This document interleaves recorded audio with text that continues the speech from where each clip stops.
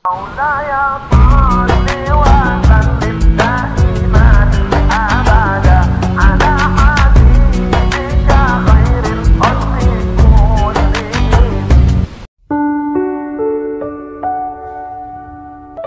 Assalamualaikum warahmatullahi wabarakatuh. Sahabat Islam, kembali di channel Cinta Islam. Pada video kali ini kita akan menceritakan kisah iblis mengantar sahabat Nabi ke masjid.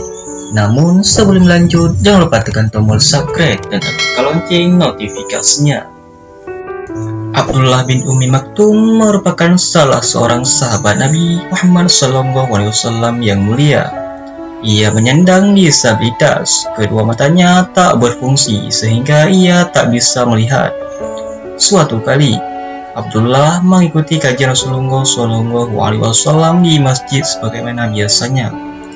Rasulullah SAW menyampaikan tentang kewajiban setiap muslim yang mendengarkan suara azan untuk segera menunaikan sholat di masjid. Memberanikan diri untuk bertanya kepada Rasulullah SAW, "Hai Rasulullah, apakah saya juga diwajibkan kendati saya tidak bisa melihat?" tanya dia. Rasulullah SAW pun menjawab, "Apakah engkau mendengar suara azan?" "Ya, saya mendengarnya." Maka Rasulullah SAW pun memerintahkannya agar tetap pergi ke masjid meskipun sambil merangkak. Dengan penuh keimanan, setiap azan berkumandang dan waktu saat tiba, Abdullah pun selalu bergegas pergi ke masjid untuk bisa berjemaah dengan Rasulullah SAW. Suatu ketika, waktu subuh, azan dikumandangkan dari masjid. Ibnu Ummi Maktum pun bergegas ke tempat ibadah itu. Namun, di tengah perjalanan, kakinya tersandung batu hingga mengeluarkan darah.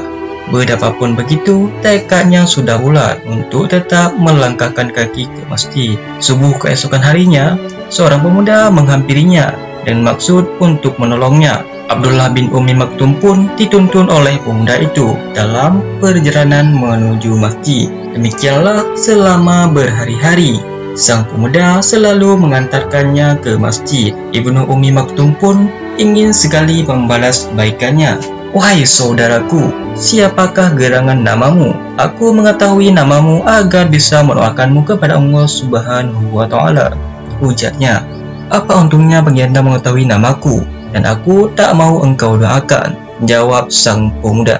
"Jika demikian," kata Abdullah sembari memegang tangan pemuda itu, "cukup sampai di sini saja engkau membantuku. Aku tak mau engkau menolongku lagi, karena engkau tak mau didoakan." Akhirnya, sang pemuda pun memperkenalkan diri. "Wahai Ibnu Ummi Maktum, ketahuilah sesungguhnya aku adalah iblis." Abdullah bin Ummi Maktum pun tersentak.